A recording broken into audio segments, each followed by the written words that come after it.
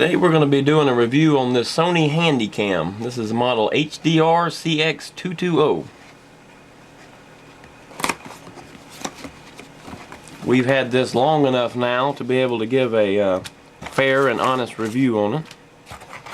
This here comes inside and comes with it is just nothing more than an extension cord. So when you're charging it on the USB port on the computer, you have this here, because the one that comes on it, as you'll see here in a second, built-in USB port that goes right into the little hand grip here is very short. So like I say in there, this is nothing more than an extension cord. That just goes back up in there like that. The first thing that we had figured out on this camera there is the image quality was a whole lot better than the one we'd originally had there. The camera we're using now, we'll show a demonstration of the difference in image quality here in just a second. Let's see, the bugs this camera has is sometimes when you hit record on it, it will just go back off of record. That happens just randomly every once in a while. It's no big deal. It's very aggravating when you're trying to do something, and that does happen though. It'll say things sometimes like trying to retrieve data, blah blah blah, as you're trying to record. The battery life on here is about an hour and 16 minutes. They're not super great, but I've seen that you can buy an extended battery pack for them. That's the first thing we did, is bought a couple more batteries for it, and we also bought the charger for it. Just charges, plugs into the wall.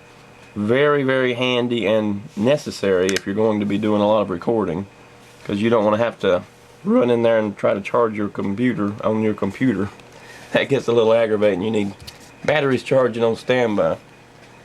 Let's see here, the SD card, it goes in the very bottom. You just push it and it'll come out. Push it in for it to stay. They record a pretty long time, so that's never been a real big issue. The battery usually runs out well before the SD card does. What we'll go over next here is the lighting that's needed to record on this. This camera does not mind medium light. Does real good in medium light, does real good in bright light, but low light, like many cameras, it has a problem with. If it's pretty dim, you can count on getting a black picture. You can count on that every time. One thing I about forgot to mention is the lens cover here is on the side. It has a little switch there, and you just open it up down there. That is not dust proof by any means. The camera, when in storage, needs to be stored in a Ziploc bag or some kind of dust proof environment like that exists. Ziploc bag. It does, it is HD and all that. Another nice thing about this camera that we really didn't like when we first got it, but kind of learned to like over time, is how lightweight it is.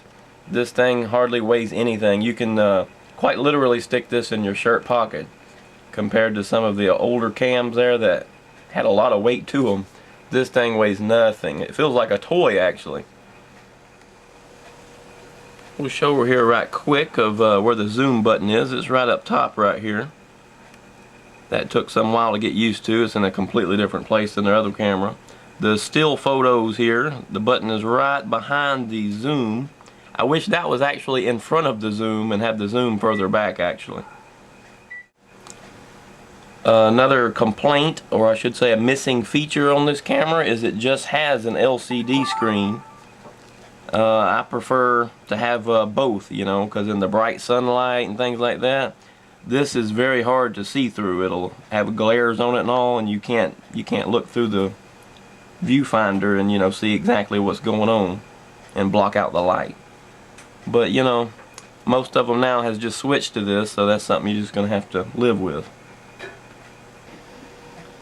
To wrap up this review here, all things considering, with the price of this camera, it even lets you know here if the lens cover might be closed or whatever. All things considering though, with the price of the camera coming in at around $200, it is a pretty good camera actually. Worth the purchase, we say.